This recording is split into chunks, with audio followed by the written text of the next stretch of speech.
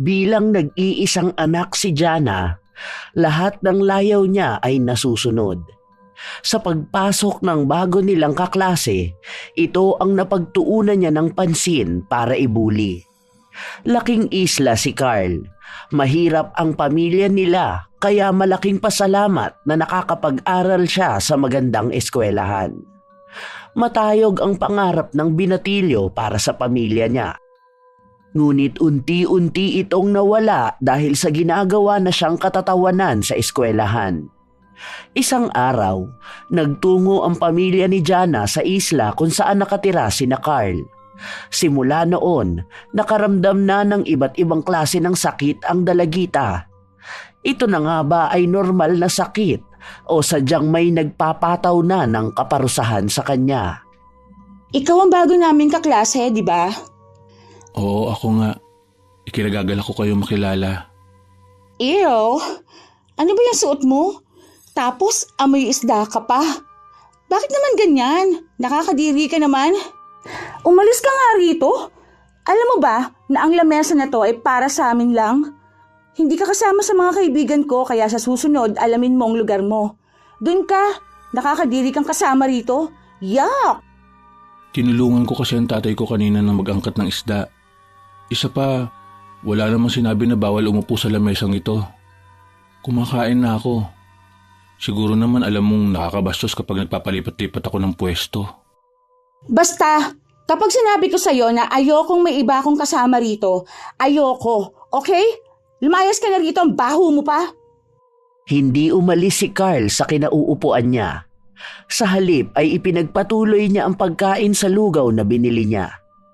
Kanina pa siya nakakaramdam ng gutom. Marami na rin ang tao sa loob ng kantin, kaya paano pa siya lilipat ng mesa?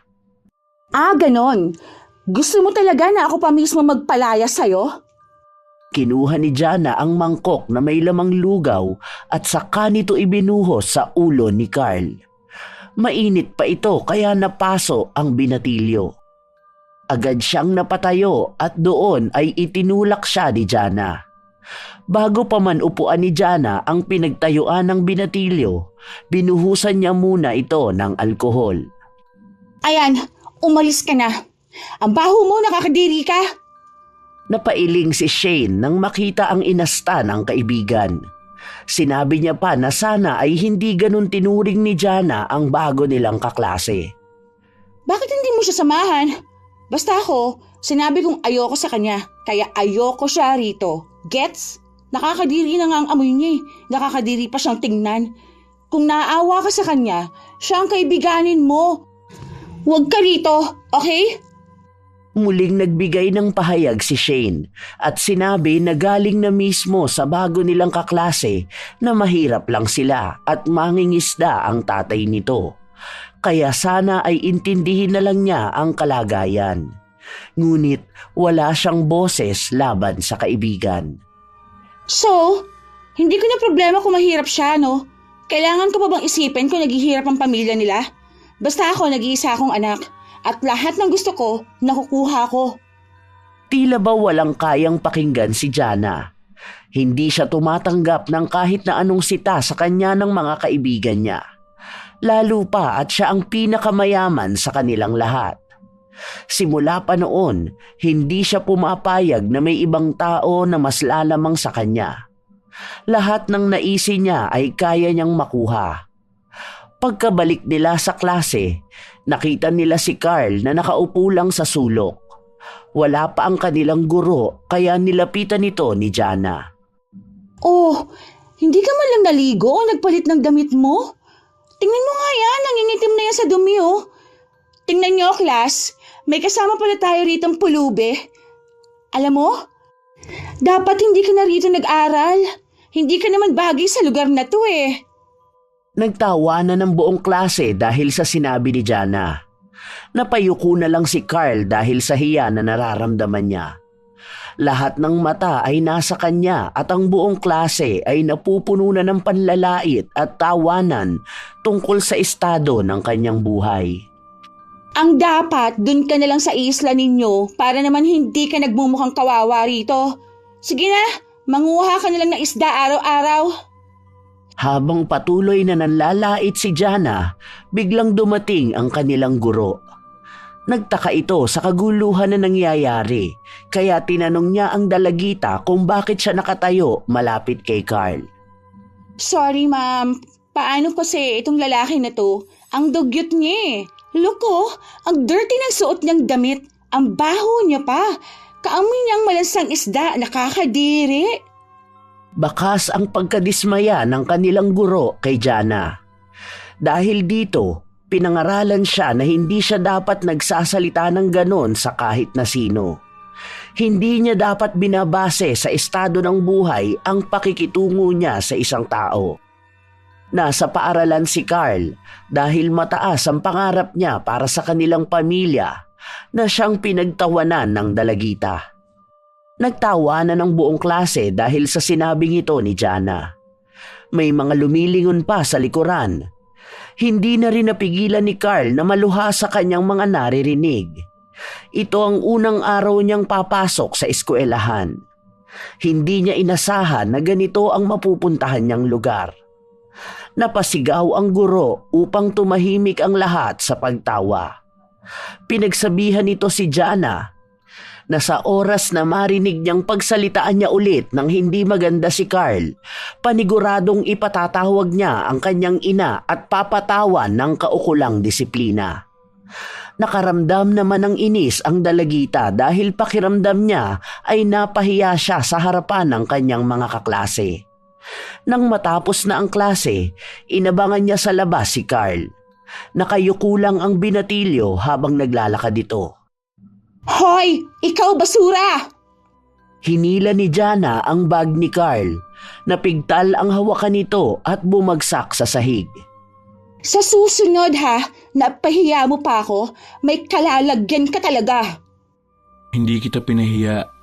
Ang guro natin ang nagsalita. Tama naman ang sinabi niya na huwag kang mangmamaliit ng tao.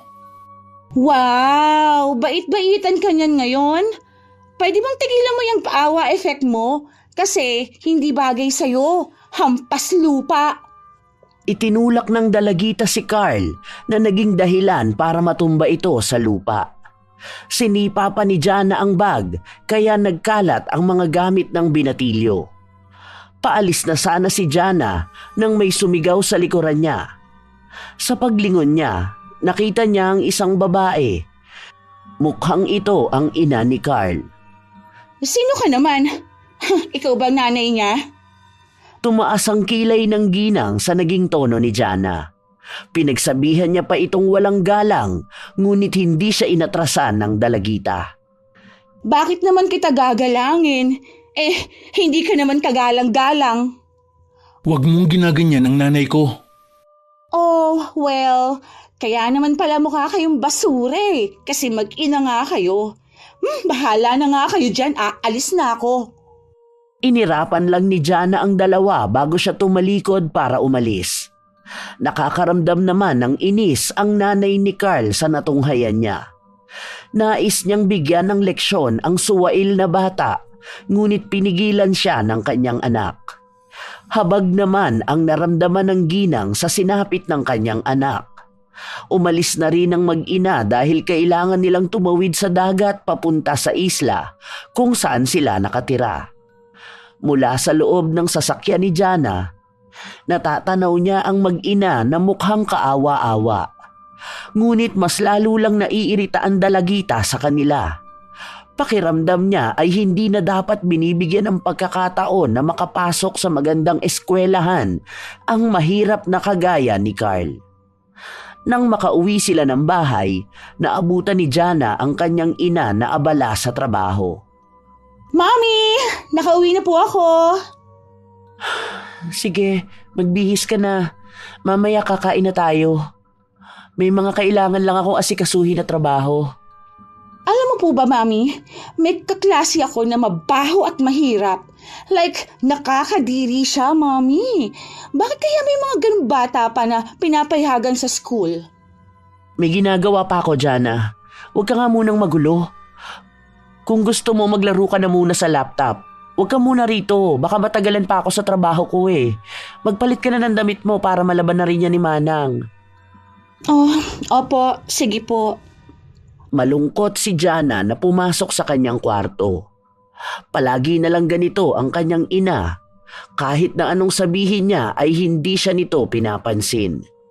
Ang buong atensyon ng kanilang mga magulang ay palaging nasa trabaho nila. Sa ngayon, nasa ibang bansa ang kanyang ama, bihira lang itong makatawag sa kanila. Habang ang kanyang ina ay todo kayod din sa trabaho para mabigyan siya ng magandang buhay. Kinabukasan, maagang pumasok si Jana. Naabutan niya si Carl na natutulog habang nakaupo sa likuran. Bakit dito ka natutulog? Alam mo bang school to, ha? Wala ka bang bahay? Hinila ni Jana ang bag na nagsisilbing una ni Carl dahil sa lakas ng paghila niya nauntog ang ulo ng binatilyo. Ano ba ang problema mo? Ang problema ko, ginagawa mong tulugan ng classroom. Tsaka, itong bag mo, bakit hindi mo pa ito itapon? Sus ko, nanigitahaga na sa dumi, nakakadiri ka naman. Saka ano to? Bracelet ba to? Bakit ang pangit naman ng pagkakagawa? Akin na nga ang bag ko at wag mo kong pakialaman. Regalo sa akin yan ng lola ko. Yan na nga lang ang gamit na naiwan niya sa akin bago siya namatay. Tinitignan ko lang. Isa pa, ang pangit naman ito. Bakit ko naman to pagkakainteresan, ano? Mukhang galing sa lola mo kasi ang baduy tingnan. Tumayo si Carl para kunin ang pulseras, ngunit ang bag lang ang binato sa kanya pabalik. Ibalik mo sa akin yan. Baka masira mo pa yan. Kahit naman masira ko to, no? Kaya ko naman bayaran. Mayaman ang pamilya namin. Mas mahal pa ang kaya kong ibalik sa'yo. Hindi naman yan nasusukot sa salapi. Hindi ibig sabihin na kaya mong bilhin ng lahat ng bagay, kaya mo na rin mapalitan ang halaga nito. Hindi kayang tumbasan ng pera ang halaga niyan para sa akin. Ginawa mismo yan ng lola ko. Ang pangit-pangit nga nito, pahalagahan mo pa? Bumili ka na lang ng bago, yung magbumukha ka namang maayos. Nag-agawan ang dalawa sa pulseras dahil sa lakas ng puwersa nila ay napigtal ito. Sa gulat ni Jana, natumba siya sa sahig. Kasabay nito ang pagpasok ng guro nila at ng iba pang mga kaklase. Agad na tinanong ng guro ang nangyari. Ma'am, si Carl tinulak ako. Gusto niya ako saktan, Hindi po yan totoo. Wala akong ginagawa sa'yo. Isa pa, sinira mo ang porselas na bigay sa akin ng lola ko. Sinabi ko naman sa'yo na huwag mong pakialaman ang gamit ko. Hindi naman yan magiging mahalaga para sa'yo. Umiiyak na si Carl habang pinupulot nito ang mga piraso ng napigtal na pulseras. Matagal na niyang itinatago ang regalo na ito. Nang mamatay kasi ang kanyang lola, ang pulseras na lang ang naiwang alaala. Ngunit lahat ito ay wala na. Nasira na ni Jana. 2 beses tinanong ng guro ang dalagita kung totoo ba ang sinabi ni Carl bago siya makaisip ng maisasagot. No! Wala akong sinisira. Kinakausap ko lang siya. Pasalamat nga siya kasi kinakaibigan ko pa siya. Tapos itutulak niya ako. Paano kung isumbong ko kaya siya sa principal? Baka palayasin pa yan dito, ano? Hindi na alam ni Carl kung ano nga ba ang dapat niyang gawin. Nakatingin ng masama sa kanya si Jana. Alam niya na kapag nagsalita pa siya laban dito, baka siya pa ang mapahamak. Kaya kahit na siya naman ang tama, siya na lang ang nagpakumbaba. Pasensya na po. Hindi ko naman po sinasadya. Dahil sa pag-ako ni Carl, siya ang pinagalitan ng kanilang guro. Tinanggap niya ang mga sermon, wag lang humaba ang away. Samantalang nagbaldita si Jana bago siya bumalik sa kanyang upuan. Hindi pa siya tapos kay Carl. Ang gusto ng dalagita ay ang umalis na si Carl sa eskwelahan nila. Sa tuwing nakikita niya ito, mas lalo lang siyang nakakaramdam ng irita. Bago ang uwian, lumabas silang lahat para sa isang aktibidad. Pumuslit si Jana papasok sa silid. Nagtaka si Shane kung bakit sila naroroon. Sinabi ng dalagita ang masama niyang balak, ang pagsunog sa gamit ni Carl. Tumanggi naman si Shane dahil ayaw niyang makasira ng pangarap ng iba. Hindi mo ako sasamahan. Ikaw ang isusunod ko kay Carl. Baka gusto mong malaman ng mami mo na ikaw ang kumukupit ng pera niya. Sasabihin ko lahat yun. Wala nang nagawa pa ang kaibigan ni Jana kundi ang sundin ang kagustuhan niya. Bago pa man nila sunugin ang mga gamit ni Carl, hinalungkat pa ito ni Jana. Napansin niya ang mga putol na pulseras ng lola ni Carl. Kinuha niya ito at ibinulsa. Matapos nito, sinunog niya ang bag kasama ang lahat ng gamit ng kaklase. Pagbalik nilang lahat sa silid, napansin ni Carl na nawawala ang mga gamit niya. May nakakita ba ng gamit ko? Nawawala kasi rito. Sino raw ang nakakita ng basura? Sabi ni Carl. Hindi nagustuhan ng guro ang naging asta ng dalagita kaya pinagsabihan siyang muli. Bakit po? Inulit ko lang naman po ang sinabi ni Carla. Oh, sino daw nakakita ng bag niya? Hindi nagpatalo ang katwiran ni Jana kaya hinarap na lang ng kanilang guro si Carl upang tanungin ito kung saan niya ba inilagay ang gamit niya. Hindi ko naman po inilabas dahil iniwan ko po yun sa upuan ko. Hindi ko po alam kung bakit bigla na lang pong nawala rito. Nagtulong-tulong ang lahat na hanapin ang bag ni Carl habang ang dalagita ay nakaupo lang sa tabi. Hindi siya tumayo para tumulong dahil alam na rin naman niya kung nasaan ito. Ilang saglit pa, narinig ang pagsigaw ng kaklase nila sa labas. Sinabi ng lalaki na nakita na niya ang bag pero halos maubos na ito dahil sa pagkasunog. Nagmamadali namang tumakbo si Carl palabas para tingnan kung may maisasalba pa ba sa gamit niya, ngunit wala na talaga. Mabigat sa kalooban ng binatilyo na ang pinaghirapan ng mga magulang niya ay nasunog ng ganun lang. Sa sama ng loob ni Carl, hindi niya kinaya ang maiyak. Oh, kawawa naman ang bata. Nasunog ang basura niya. Alam ko ikaw ang may kasalanan nito. Kasalanan mo kung bakit nasunog ang gamit ko. Aray! Ano ba ginawa ko? Bakit ba akong pinagbibintangan mo, ha? Talagang nagawa mo pa akong itulak? Kapag ikaw isinumbong ko, mawawala ka na ng tuluyan dito. Ang lakas sa loob mo. Wala akong pakialam. Pero ito ang tandaan mo. Lahat ng ginawa mo sa akin, pagsisisihan mo. Hindi dito matatapos ang lahat ng ito. Ang kasamaan ng ugali mo, may karma na babalik sa'yo. Matapos itong sabihin ni Carl ay agad siyang tumakbo palayo. Si Jana naman ay inalalaya ng kaibigan niya para makatayo. Ako pa ngayon ang tinakot niya? Bakit? Sino ba siya sa inakala niya? Karma. Ano naman ang magagawa ng karma? Hindi naman yan totoo, ano?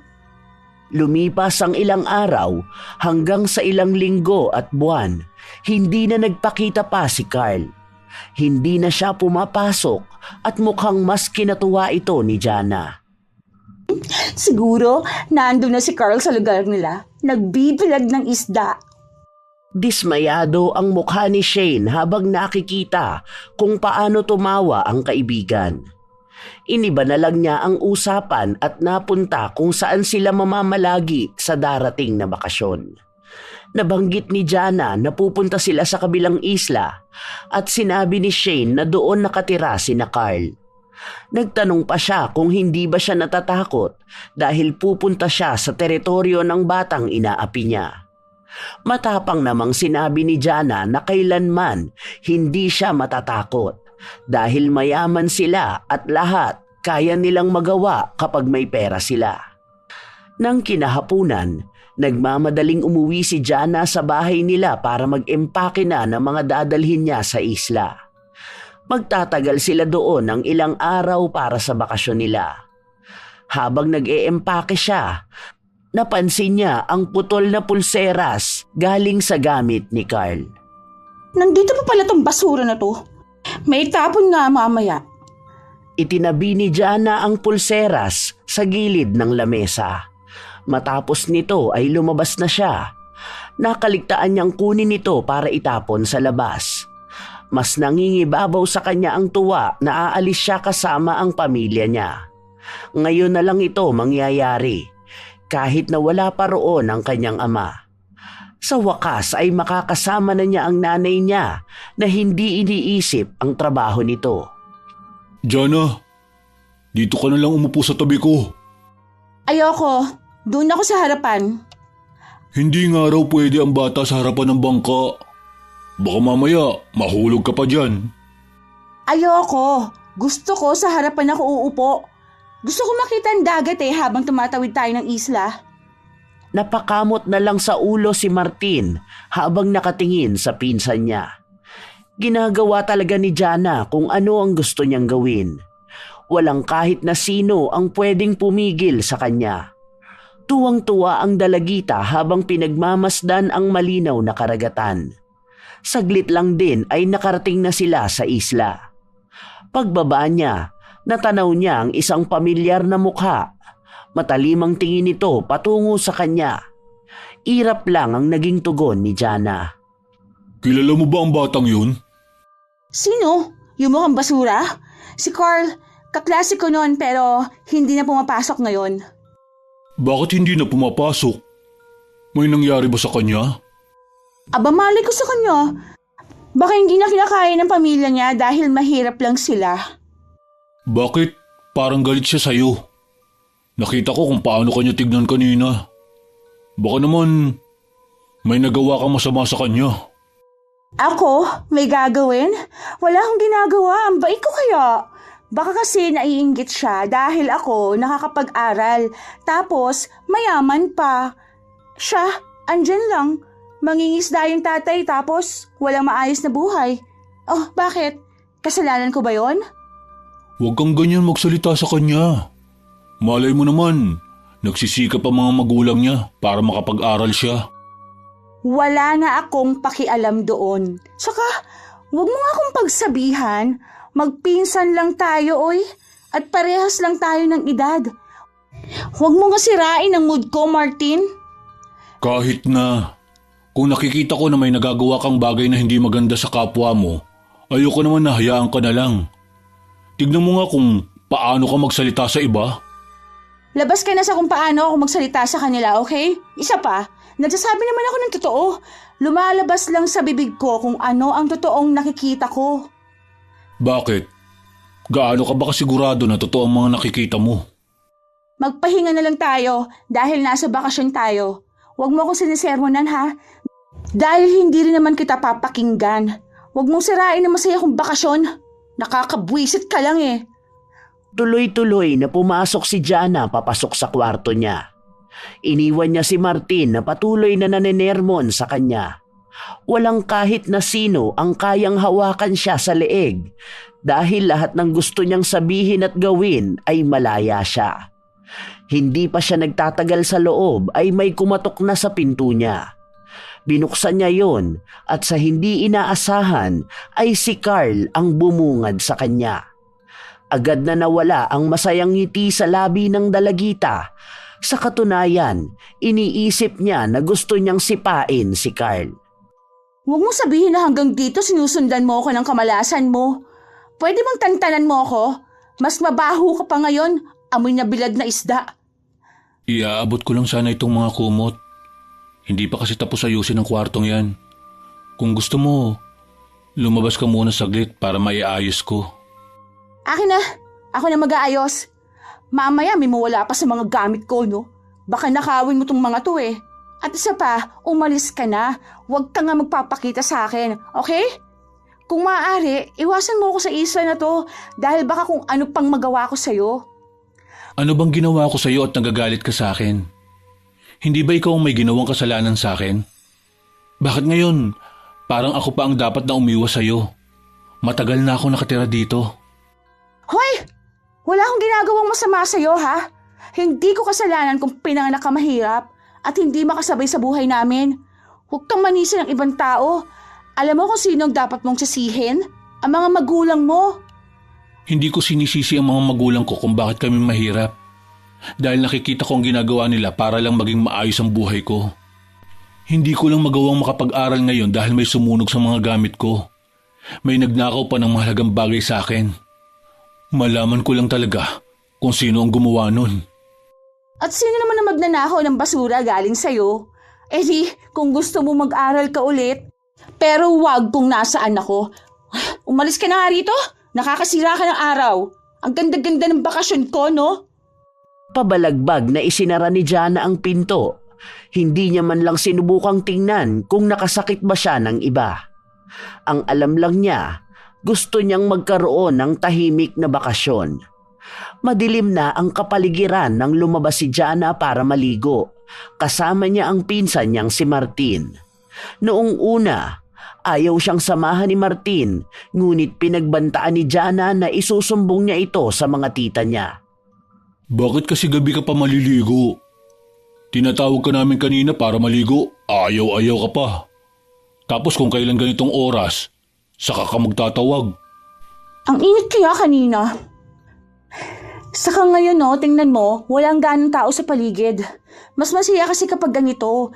Tapos, mas lalo pa ako mag-e-enjoy kasi wala akong makikita ng mga pakalat-kalat na hampas lupa.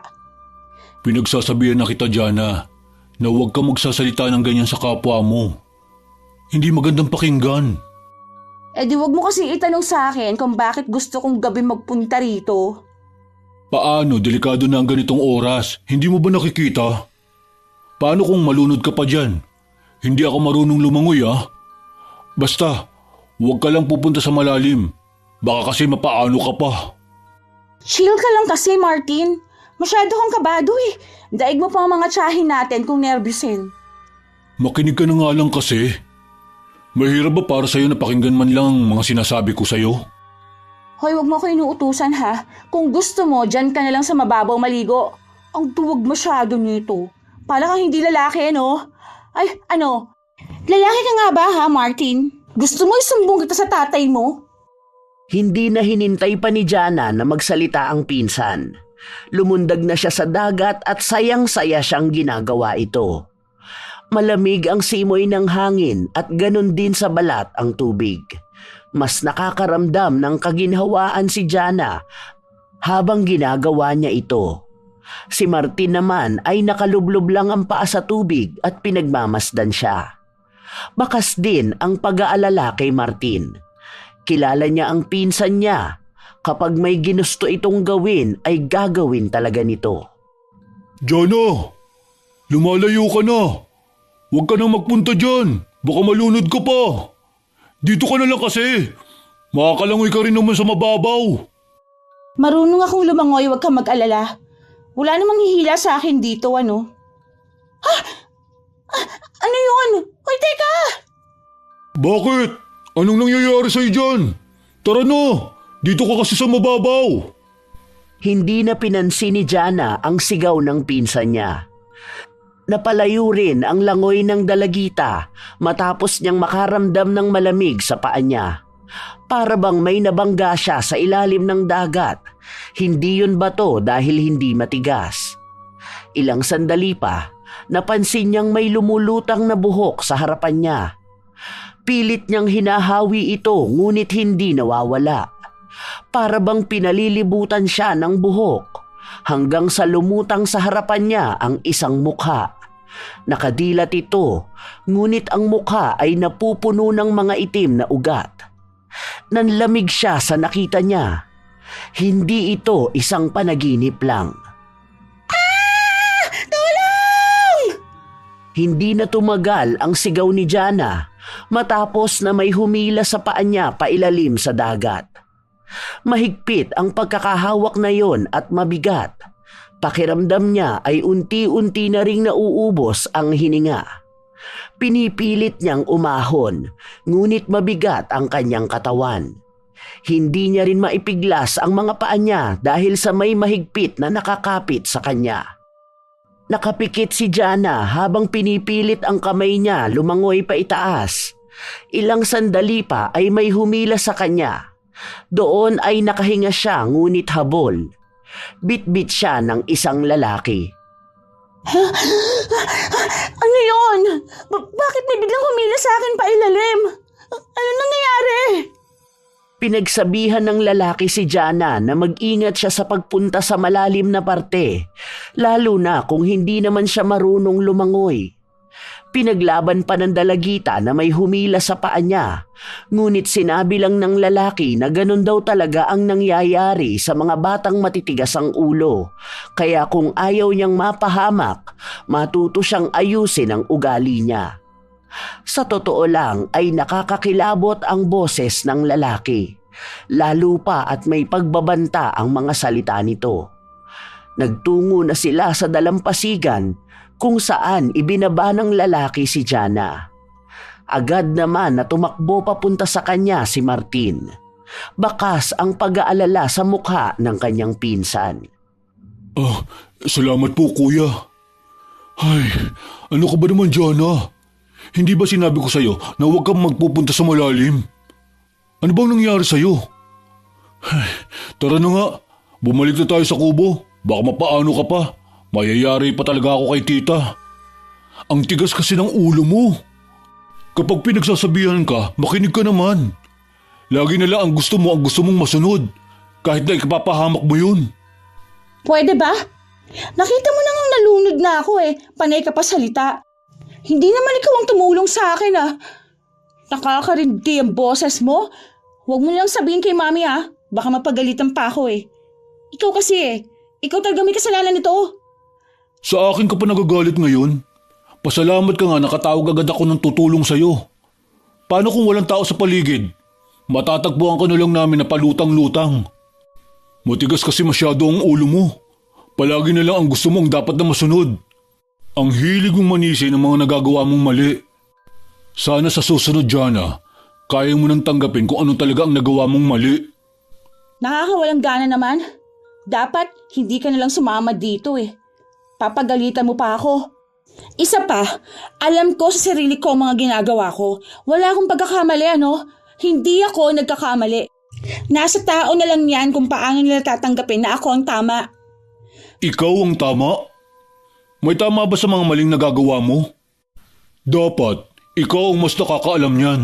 Alam mo, ikakapahamak mo ang kataasan ng pride mo. Manahimik ka na lang, Martin. Wala ka namang naitutulong Natapos na, okay? Nakita mo naman, di ba? Okay na ako. Nabuhay ako at manahimik ka na. Padabog na umalis si Jana sa harapan ni Martin. Habang naglalakad sila pabalik sa kubo, nasa lubong niya ang nanay ni Carl. Napahinto ang ginang habang nakatingin kay Jana. Mukhang sa pagkakataon na ito, sila ang napagbuntunan ng galit ng dalagita. Anong tinitingin-tingin mo sa akin? Ngayon ka lang ba nakakita ng taong maayos, ha? Palibasa kasi mga dukha kayo rito Tingnan mo, halata naman sa mga suot at balat ninyo na mahihirap kayo. Ano bang kamalasan ng bitbit ninyo? Imbis na maging masaya ang bakasyon ko, pumapangit pa. Nakakainis.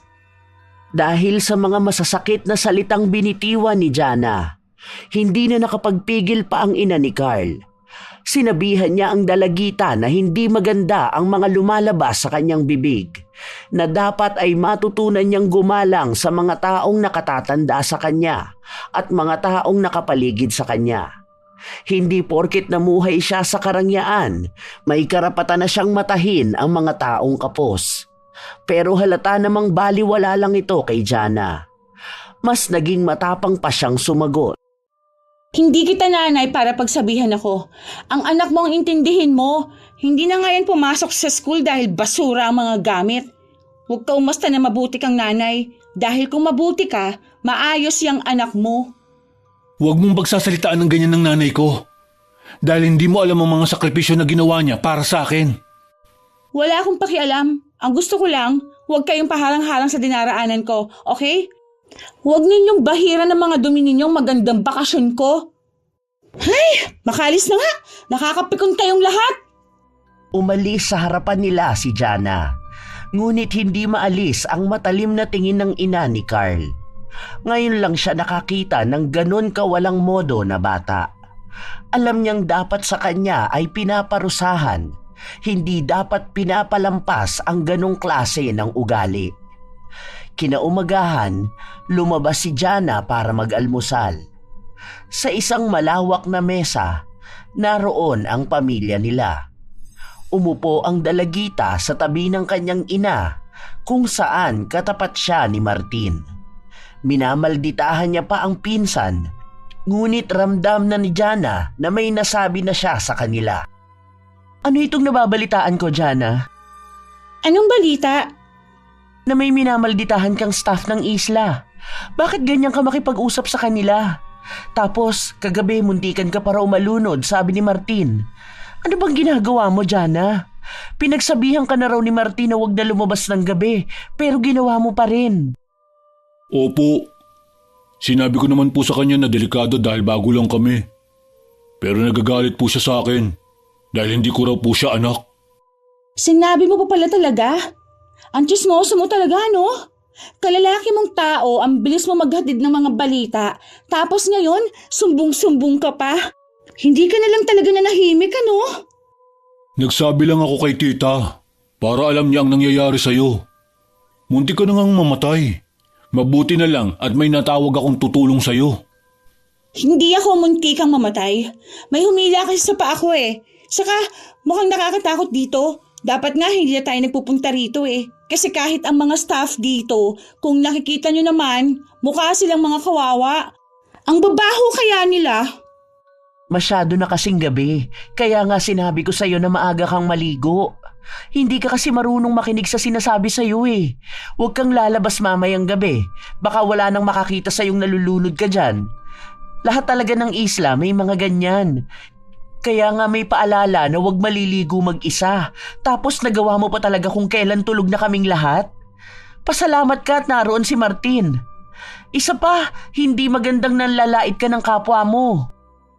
Ano naman ang ipagpapasalamat ko sa kanya, ha? Ni hindi niya nga ako natulungan nung nalulunod ako. Tapos ang galing niya pa magsumbong. Doon ba ako magpapasalamat kasi dahil sa kanya, pinapagalitan ako ngayon? Jana, ano ba yung mga pinagsasasabi mo? Makinig ka nga. Hindi lahat ng bagay ay dapat ikaw palagi ang tama. Ay, nakakainis naman. Nakakawalang gana naman kumain dito. Mamaya na nga ako kakain. Ayoko na rito. Kahit napigilan si Jana ng mga kamag-anak niya, wala siyang pinakinggan ni isa sa kanila. Ginagawa ng dalagita kung ano ba ang gusto niyang gawin. Walang kahit na sino ang kayang kumontra sa kanya. Nag-iisa lang siyang anak, kaya alam niya na lahat ng nanaisin niya ay ibibigay ng mga magulang niya. Habang naglalakad si Jana, napansin niya si Carl na nagbibilad ng mga isda. Dali-dali siyang lumapit dito. Hoy, hampas lupa! Ganyan pala talaga ginagawa mo? Kaya pala nangangamoy isda ka palagi. Kung narito ka para manggulo, pakiusap naman. Huwag ang pinagkakakitaan ng pamilya namin. Bakit pati ito sisirain mo? Pinaghirapan ito ng mga magulang ko. Kaya naman namin bayaran yan. Kahit nga buhay mo eh, kaya naming mabayaran. Gusto mo bang bilhin ko ang buhay mo? Napailing na lang ang ina ni Carl habang naririnig ang pangaalipusta ng dalagita sa kanyang anak. Muli niyang binigyan ng pagkakataon si Jana na maging maayos bago niya ito tuluyang parusahan. Bilang isang ina, kailanman ay hindi niya matatanggap na pagsasalitaan nino man ang anak niya kung paano ito maliitin ng dalaga. Ang mga sumunod na salitang binitiwan ni Jana ang mas nagbigay ng gigil sa kanya. Ikaw ring matanda ka. Hindi ikaw ang kinakausap ko. At isa pa, mas lalo namang nakakaawa ang magiging anak mo. Tingnan mo nga yang si Carl. Hindi na nga nakapag-aral, naging tagabilad pa ng mga walang kwentang daing na to. Palagi nangangamoy mabaho dahil nasa mabahong lugar nakatira. Sandali! Tigilan mo yan! Hindi na napigilan pa si Jana na itaob ang pinagbibilaran nila ng mga daing. Dahil sa ginawa niya, kumalat ang mga isda sa buhanginan. Nasayang ang lahat. Nag-iisip ka pa ba? Bakit mo yan ginawa? Magkano ba yan? Babayaran na lang namin. Ang akala mo kasi lahat na lang kaya mong bayaran. Puro na lang pera ang pinapakita mo. Hindi lahat kayang tapatan ng pera mo, tandaan mo yan. Kaya matuto kang gumalang sa iba. Bakit? Pera lang din naman ang kailangan ninyo ah. Huwag ka na nga magpanggap. Mamaya, pababayaran ko yan sa nanay ko. Oh, OMG! Nasira ang kuko ko. Ay, nakakainis naman. Tingnan mo, naputol na ang kuko ko dahil dyan. Nakakainis naman oh. Sa inis ni Jana ay pinag-aapakan niya ang mga isda. Tapos nito ay agad siyang umalis doon. Nasira ang kabuhayan nila at nasagad na sa galit ang ina ni Carl. Kaya naisipan niyang oras na upang parusahan ang suwail na bata. Inutusan ng ginang ang anak niya na hanapin ang kuko na natanggal sa dalagita kanina. Sa kabilang banda naman, nag-aalala pa rin si Jana sa naputol niyang kuko. Nasira na ang ganda ng kamay niya, kaya mas lalo siyang nakakaramdam ng inis kay Carl. Ang malas naman ng gala ako sa lugar na to. Paano? Nandito ang mahal sa buhay ko. Kung hindi lang dahil sa mga mahal ko sa buhay eh. Pero dapat kasi hindi lang kami dito nagpunta. Sana mas masaya pa. Jana! Jana! Tinatawag ka na ni Tito. Oh, bakit na naman? Babalik na raw tayo sa bahay. Oh, ang bilis naman. Dadalawang araw pa lang tayo dito. Ni hindi ko pa nga nagagawang magsaya rito, ano? May ginawa ka siguro kaya papauwi na tayo. Ako pa talaga? Ikaw itong may ginawa. Nagbayad si Tita doon sa mga isda na sinira mo. Kawawa naman yung mga nagtatrabaho. Nagagalit nga si Tita. As if naman kabawasan sa pera namin yun. Ang mura lang ng ibabayad doon, no? Nagtungo ang dalawa sa mga kamag-anak nila. Tunay nga na aalis na sila dahil nakaimpake na ang kanilang mga gamit. Bakit naman po aalis na tayo? Gusto ko pa po magsaya rito. Hindi na nakakabuti sa'yo ang pagstay dito. Nakakaawa ang mga tao sa paligid mo. Ano bang naging pagkukulang ko para lumaki kang suwail? Naibigay ko naman sa'yo ang lahat ah. Mami, wala naman kasing problema eh. Bakit kasi hindi mo hayaan ang mga hampas lupa na yon? Bigyan mo lang sila ng kaunting pera, mananahimik na yung mga yan, ano? Ganun lang naman kadali yun, di ba? Pera lang ang kailangan nila. Ayan na nga ba ang sinasabi ko? Ang hirap mong makisama sa mga tao, anak. Hindi maganda yung ganyan. Matuto ka naman na makaramdam sa mga taong nasa paligid mo. Para naman sinasabi mong ako ang mali rito, na ang dami kong kasalanan na nagawa, kahit na ang totoo, wala naman talaga. Pag-isipan mo ang mga lumalabas sa bibig mo, Jana. Hindi ibig sabihin na iniisip mong tama ka, ay yun na nga ang tama. Ewan ko, hindi mo rin naman ako pakikinggan eh. Makaalis na nga. Umirap lang si Jana bago siya sumunod sa mga kamag-anak niyang naghahakot na ng mga gamit sa bangka. Wala na rin naman siyang magagawa. Habang nasa bangka sila, nakita pa ni Jana si Carl at ang nanay nito na nakatanaw sa kanya. Inirapan niya lang ang mga ito na para bang sila pa ang may kasalanan kung bakit naudlot ang bakasyon nila. Malapit nang gumabi nang makarating sila sa bahay. Pagkarating nila ay dumiretso si Jana sa kanyang kwarto. Ano yun? Ba't ang lansa naman ng kwarto ko? Mami! Mami! Bakit ang baho sa kwarto ko? Parang nangangamoy isda. Nakakadiri. Palinisan natin to, Mami, ha? Hindi ako makakatulog kung ganitong amoy ng room ko. Nangangamoy isda? Hindi naman kwarto mo ang nangangamoy isda. Ikaw ang malansa, anak. Baka dahil yan sa tinapon mong isda kanina. Maglinis ka na muna. Galing tayong dagat, kaya baka yun ang nadala mo. Ew! Nakakadiri talaga ang amoy ng isda, no? Inamoy ni Jana ang sarili niya. Nag-iba pa ang mukha niya matapos na maamoy ang lansa ng balat niya. Ilang saglit lang din ay naligo na siya. Habang nagbabanlaw siya, napansin niya ang bitak sa kanyang balat. Para itong mga kaliskis ng isda. Marami nito sa binti niya. Sa takot niya, agad siyang napatakbo palabas. Mami! Mami! Tingnan mo nangyari sa balat ko! Mami! Ano bang nangyayari sa iyong bata ka? Bakit ba natataranta ka? Mami, tingnan mo ang balat ko, nagbibitak-bitak siya. Parang may mga kaliskis ako ng isda. Ano to, Mami? Ayoko ng ganito, nakakadiri. Paano ako papasok sa school kung may ganito ako? Ayoko ng ganito, Mami. Yak! Magbihis ka na at dadaling kita sa ospital. Saan ka pa ba nagpunta at nagkaganyan ng balat mo? Wala ka bang ibang nakain sa isla? Wala akong ibang kinain. Kung ano lang inihanda nyo, yun lang. Mami, ayoko magkaganito ang balat ko. Ang pangit niya. Ang habdi pa. Aray! Tara na, bilisan mo!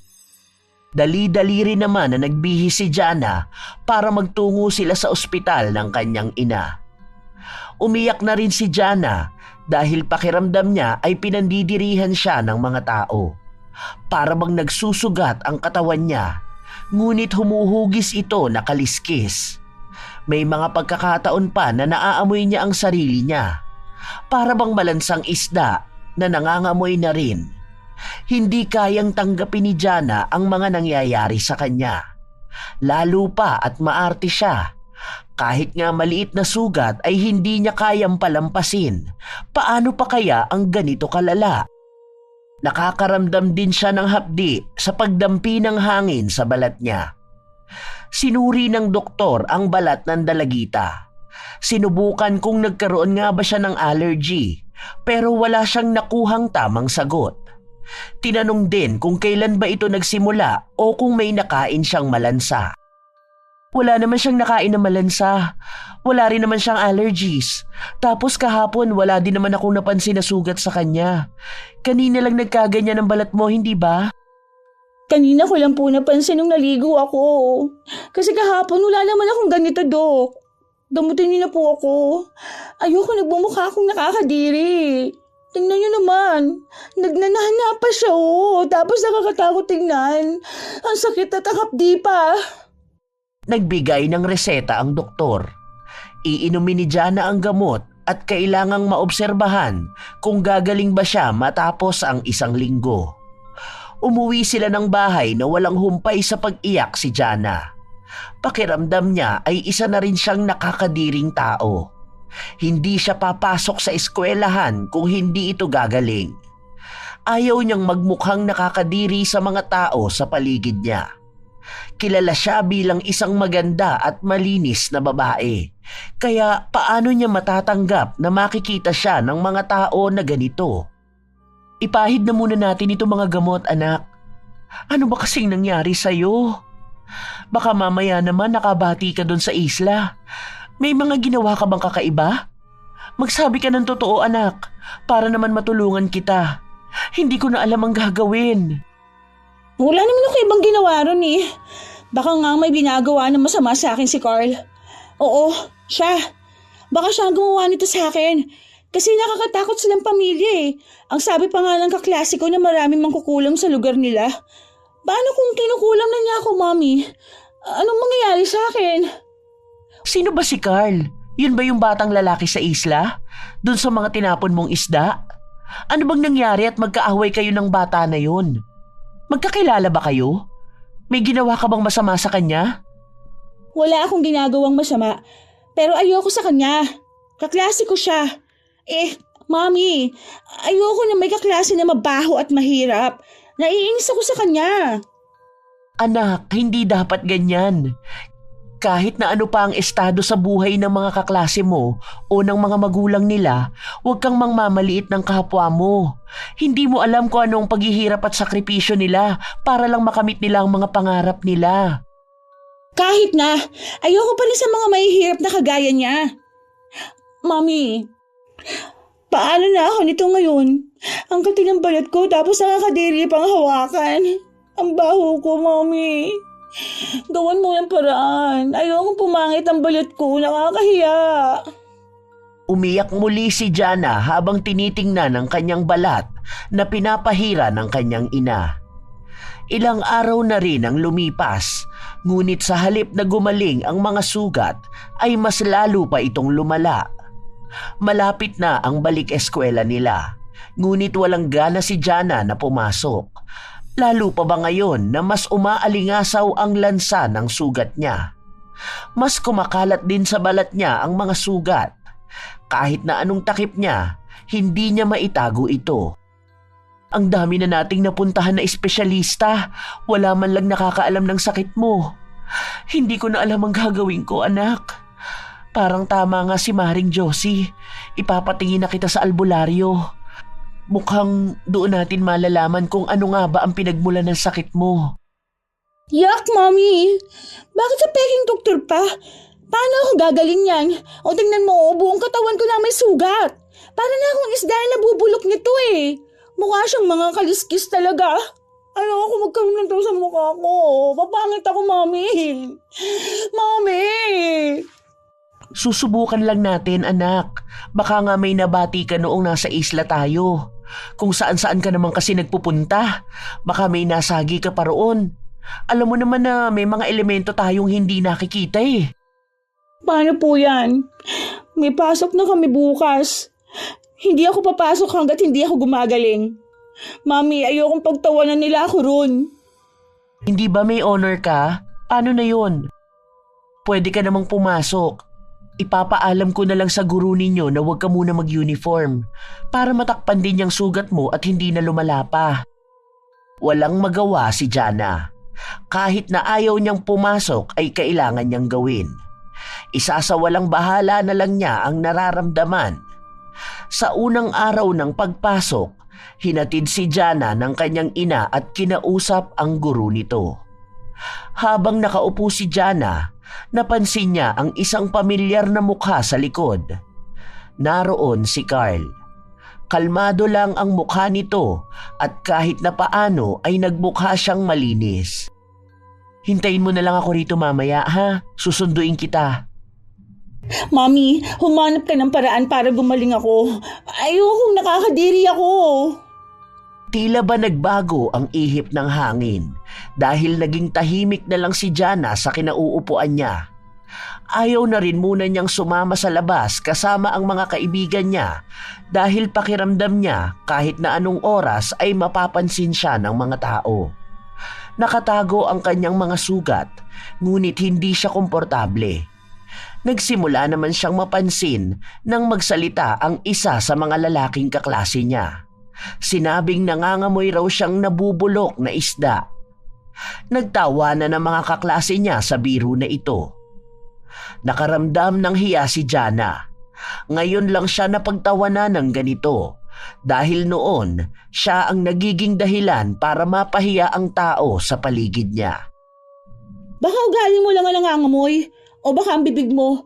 Ang baho kaya ng hininga mo. Bakit parang may kaliskis ka sa leeg mo, Jana? Tinutubuan ka na ba ng buntot? Baka sa susunod, maging daing ka na niyan. Mas masangsang ka pa sa nabubulok na isda. Isa ka pang hampas lupa ka? Bakit ka pala bumalik dito ha? Hindi ba ayaw mo na mag-aral? Bumalik ka nga sa pinanggalingan mo. Doon ka sa mga isda humiga. Total, yun lang naman ang kaya ng pamilya ninyo. Dukha! Kinausap kasi ng guro natin ang nanay ko at gusto kong pabalikin sa pag-aaral. Sa katunayan, may mga tumutulong nga sa akin para makapag-aral ako. Tignan mo, binigyan ako ng magandang damit ng guro natin.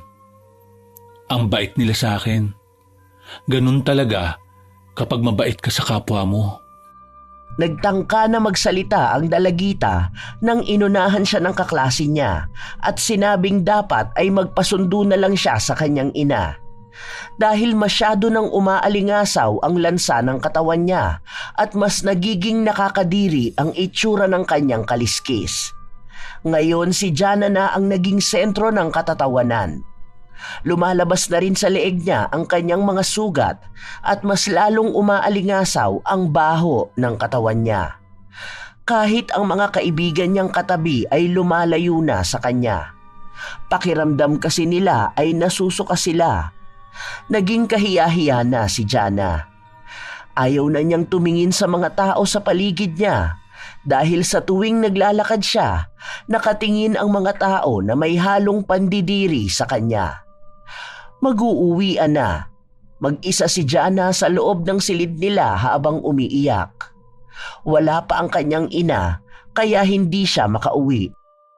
Bakit ka umiiyak ngayon? Akala ko ba matapang ka? Nasaan ang yabang mo ngayon? Na ikaw ang sikat? Ikaw ang makapangyarihan? Bakit ngayon umiiyak ka na? Hindi ba ganyan din naman ang ginagawa mo sa akin noon? Kapag nakikita mong naaapi ako, nagiging masaya ka pa. Pwede ba umalis ka rito? Hindi ka naman nakakatulong sa akin eh. Baka nga ikaw pang gumawa nito sa akin eh. Alam ko halimaw kayong dalawa ng nanay mo. Anong ginawa mo sa akin, ha? Siguro totoo nga sinabi sa akin ng mga demonyo kayo sa isla, no? Ano? Umamin ka na.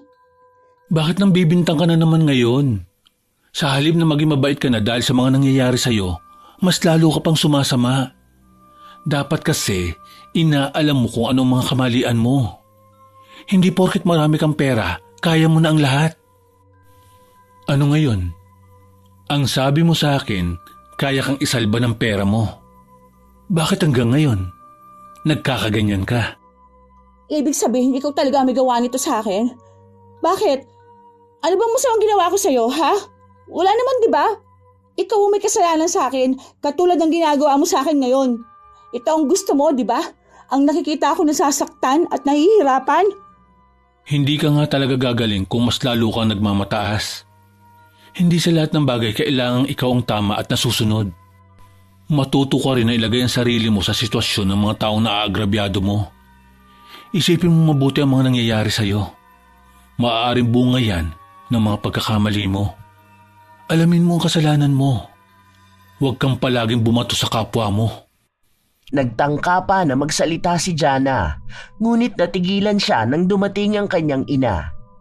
Agad na rin na umalis si Carl. Pasensya ka na anak, hindi agad kita nasundo. Masyado kasi ako naging abala. Halika na, nakausap ko na rin pala ang albularyo. Pupunta siya mamaya sa bahay para tawasin ka. Mami, alam ko na po kung sinong gumawa nito sa akin. Inamin na niya sa akin. Ha? Sino? Ang kaklase ko na nagbebenta ng isda sa isla. Sinabi niya sa akin dahil naiinggit siya sa buhay na meron ako. Paano? Isa siyang hampas lupa, Mami. Naiinggit siyang mayaman ako kaya gusto niya magdusa ako. Hindi na nagsalita pa ang nanay ni Jana. Inalalayan na lamang siya nito papunta sa kotse. Nang makauwi na sila, naglinis ng katawan ang dalagita at napansin niyang mas lumalala pa ang sakit niya sa balat. Mas nagiging mabaho pa ito na kahit ang nanay niya ay hindi na kayang tumabi sa kanya. Mami, nasan ni albularyo? Tingnan mo po, lumalala na yung sugat ko. Ayoko ng ganito. Mami, paano may umungukit sa balat ko? Hindi ko kayang ganito. Sobrang sakit po. Ang kati-kati rin pero ayokong kamutin dahil masasira ang balat ko, Mami. Sandali na lang, andyan na siya sa labas. Susunduin ko na lang muna ha. Habang mag-isa si Jana sa kwarto, hindi niya napigilan na maiyak sa sakit na nararamdaman niya. Nagnanaknak ang sugat niya at sa bawat patak nito ay amoy ng nabubulok na isda. Maging siya ay nasusuka na sa sarili niya. Ayoko na ng ganito. Sobrang sakit na. Pakiramdam ko malapit na ako mamatay. Ayoko na. Please lang. Kung ano man nito, gusto ko nitong gumaling. Ayoko na maging pangit ang balat ko. Patuloy na umiiyak si Jana habang nakatingin sa kanyang katawan. Ilang sandali pa, dumating na ang kanyang ina at ang albularyo. Inayos na ng albularyo ang isang lamesa kung saan naglagay sila ng tubig sa planggana. Nagsindi rin siya ng kandila habang nag-uusal ng dasal. Matapos nito, pinatak niya ang kandila sa tubig. Umiiling siya habang nakatingin sa pinorma ng kandila. Inangat niya ito at itinapat kay Jana. Anong ibig sabihin yan? May nabati bang maligno ang anak ko?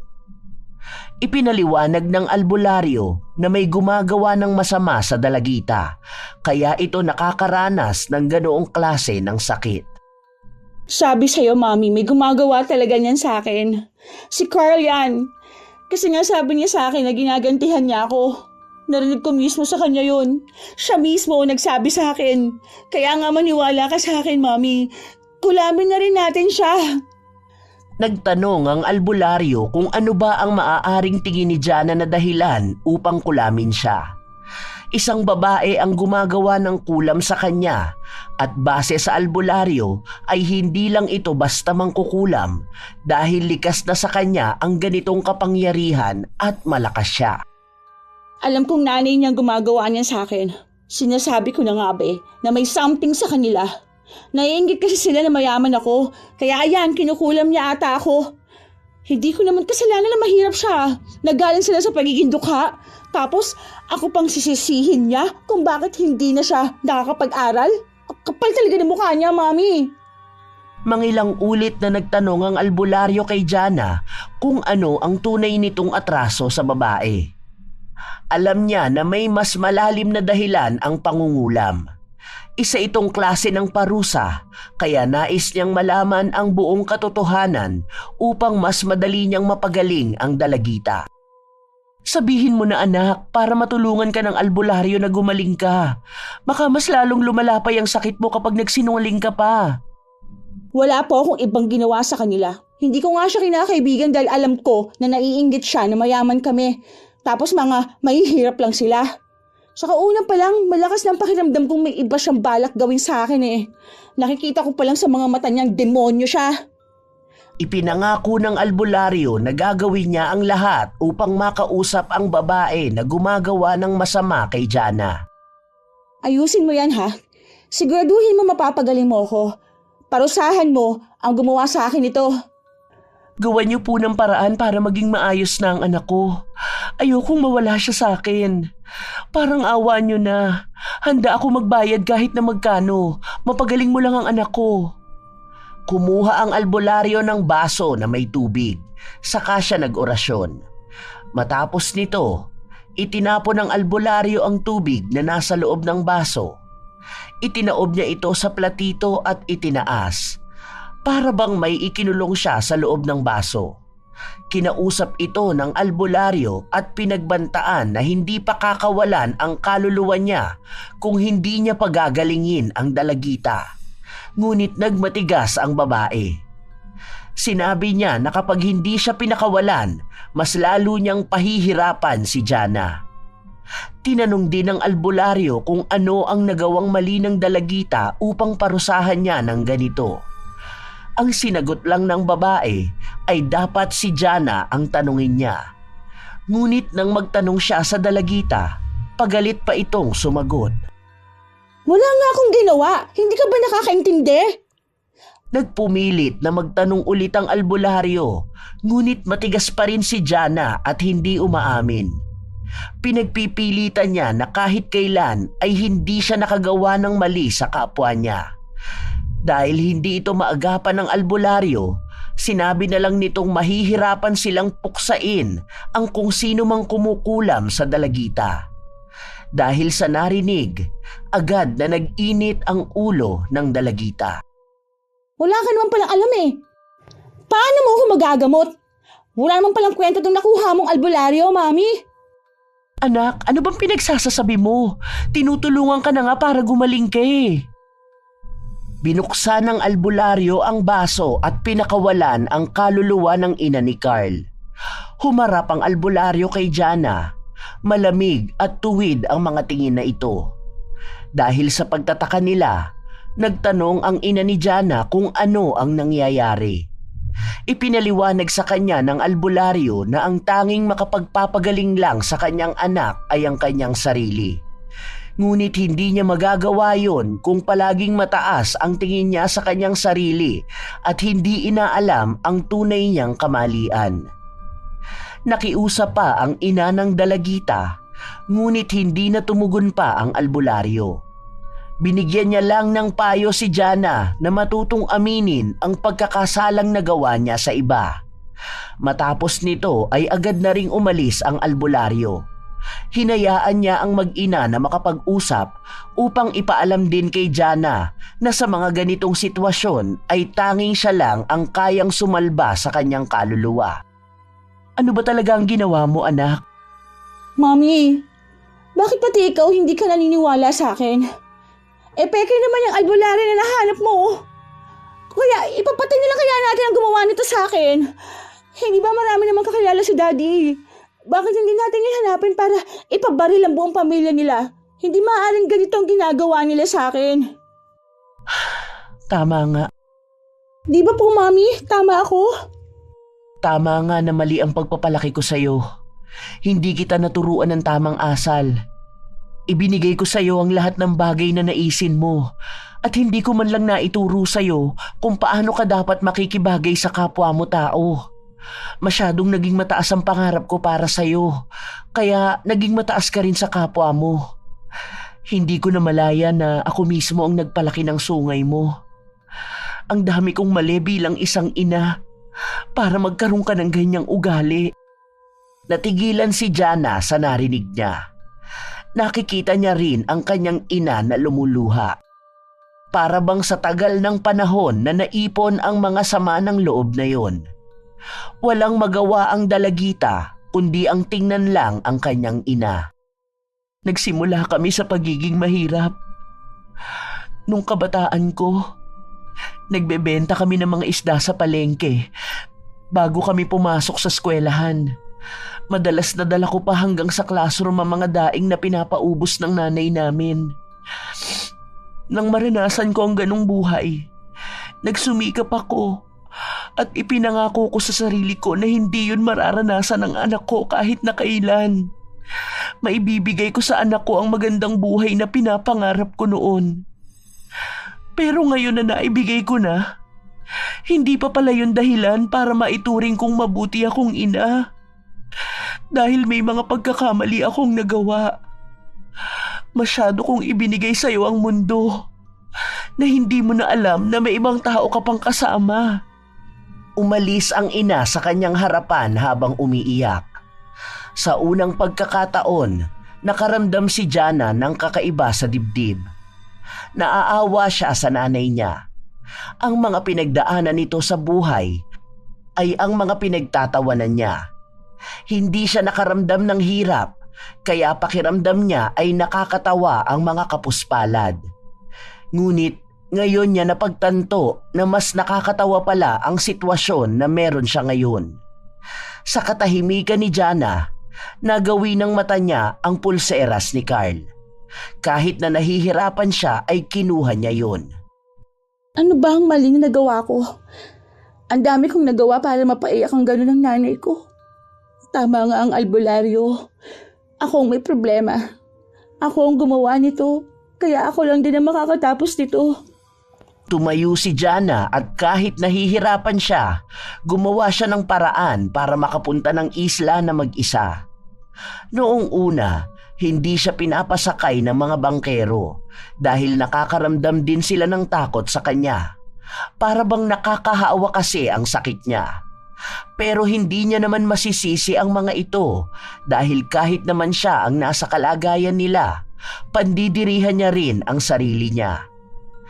Nang makababa na siya sa isla, nagtanong-tanong siya kung saan ba nakatira si Carl. Agad niya rin namang natunton ang bahay nito. Carl? Carl? Nariyan ka ba? Pwede ba tayo mag-usap? Walang sumasagot sa bahay, ngunit ramdam ni Jana na may tao roon. Nagpapatuloy siya sa pagkatok hanggang sa pinagbuksan siya. Anong ginagawa mo rito? Nandito ka na naman ba para malitin ang buhay namin? At ngayon, gusto mong makita kung gaano kalit ang bahay namin? Hindi. Nagpunta ako rito para isaulit to sa'yo. Gusto kong humingi ng tawad dahil nasira ako yan. Ako ang sumunog ng gamit mo dahil nakakaramdam ako ng inis sa'yo. Dahil pakiramdam ko na kahit na anong hirap ng buhay mo, nagagawa mo pa rin na maging masaya. Patawarin mo ako sa mga nagawa at nasabi ko sa'yo. Pakisabi na rin sa nanay mo na sorry. Pangako, Hindi ko na ito uulitin. Hindi ko na gagawin ulit ang mga pagkakamaling nagawa ko noon. Pasensya na. Inabot ni Jana ang pulseras na putol. Matapos nito ay agad na rin siyang umalis. Bumalik siya sa bahay nila na ganoon pa rin ang sitwasyon. Para bang sa mga panahon na ito, tinatanggap niyang mahihirapan si Carl na patawarin siya dahil sa dami ng mga pagkakamaling nagawa niya. Ang alam lang niya, bukal sa kalooban niya ang paghingi ng tawad sa binatilyo. Sumunod niyang pinuntahan ay ang kanyang ina. Mami? Anak, saan ka ba nagpunta? Wala ka sa kwarto mo kanina. Kumusta ang pakiramdam mo? Ganun pa rin po. Parang nakakaramdam ako ng kati at hapde. Pero siguro po tama nga na pinaparusahan na ako sa mga pagkakamaling nagawa ko. Patawarin niyo po ako kung hindi ako naging mabuting anak sa inyo. Masyado akong naging suwail. At para sa atensyon, nagagawa akong mambuli ng mga tao sa paligid ko. Sorry, Mami. Patawarin mo rin si Mami sa mga naging pagkukulang ko. Masyado akong nagiging abala sa trabaho. Hindi ko na naharap ang alagaan ka. Nagyakapan ang mag-ina kahit pa man may mga sugat pa si Jana sa kanyang katawan. Mula sa kabilang banda, nakaupo si Carl sa labas ng kanilang bahay habang hawak niya ang pulseras na putol. Naaalala niya ang kanyang lola dahil bago ito mamatay, ibinigay ito sa kanya. Nakakaramdam ng awa ang ina ni Carl sa dinaranas na lungkot ng kanyang anak.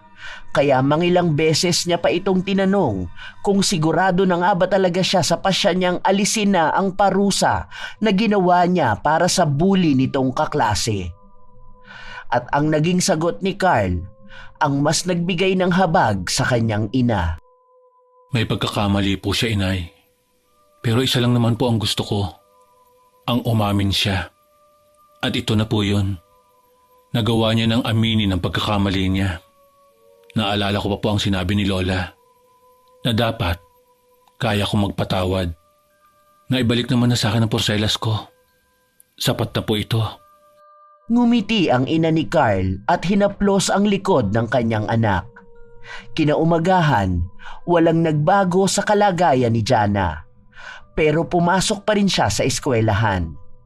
Hindi na niya pinabalutan ang mga sugat dahil mas mahapdi yun kapag natatamaan ng tela. Pansin ni Jana ang naging pag-iwas sa kanya ng mga tao. May iba na pinagtatawanan pa siya, ngunit isinawalang bahala niya ito. Ngayon niya nararamdaman lalo kung ano ang pinaparamdam niya sa mga nabuli niya noon. Sa likod na bahagi umupo si Jana para hindi na rin nakakahiya sa mga kaklase niya. Nawala na siya ng kaibigan at ng kasikatan na meron siya noon. Ipinagsigawan pa ng isa niyang kaklase na nagdala siya ng tubig dagat para sa kanya. Wala ka na naman bang magawa? Pwede bang tigilan niyo na ako? Kahit naiwasan ni Jana ang tubig dagat na iwiniwisik sa kanya ng kaklase niya, wala na siyang nagawa. Nakaramdam siya ng hapdi, kaya hindi na niya napigilan na maiyak. Kahit na anong pakiusap niya rito ay hindi ito tumitigil. Hanggang sa sinita ito ng kanilang guro at pinatigil sa ginagawa niyang pang-aasar sa dalagita. Wala nang nagawa pa ang binatilyo kundi ang lumabas at magtungo sa opisina ng prinsipal. Si Jana naman ay patuloy na umiiyak sa sulok. Hanggang sa natapos ang klase, walang lumalapit sa kanya. Naging tahimik lang siya sa gilid. Ngayon niya napagtanto na ang kasikatan na meron siya, ang tanging dahilan lang kaya siya may kaibigan. Ngunit wala rin ang maituturing niyang tunay. Tatanggapin na niyang ito na ang kapalaran niya. Hindi na siya gagaling pa. Mabubuhay na siyang parang isang isda, malansa at inaayawan ng karamihan. Pauwi na sana siya nang tawagin siya ni Carl. Sandali lang, Jana. May ibibigay lang ako sa'yo. Ito, oh. Ano to? Pakuluan mo yung papel na yan. Tapos yung tubig na yun ang gamitin mo para ipambanlaw sa katawan mo. Para gumaling ka na.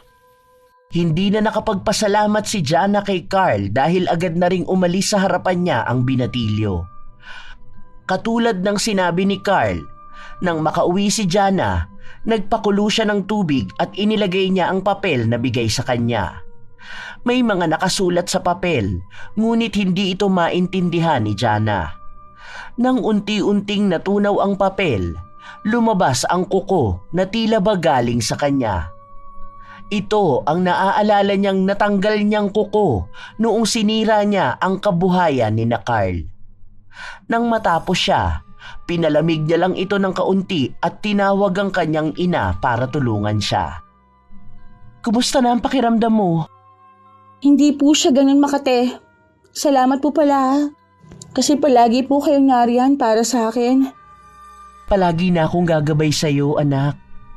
Nakaramdam ng kaginhawaan si Jana matapos niyang maipaligo ang tubig. Kinabukasan, maagang nagising si Jana. Napatingin siya sa salamin na nasa gilid ng kanyang higaan. Mommy! Mommy! Bakit? Bakit, anak ko? Anong nangyari sa'yo? Tingnan mo ang katawan ko. Magaling na ako. Wala na mga sugat ko, Mommy. Mukhang napatawad na ako ni Carl at ng nanay niya.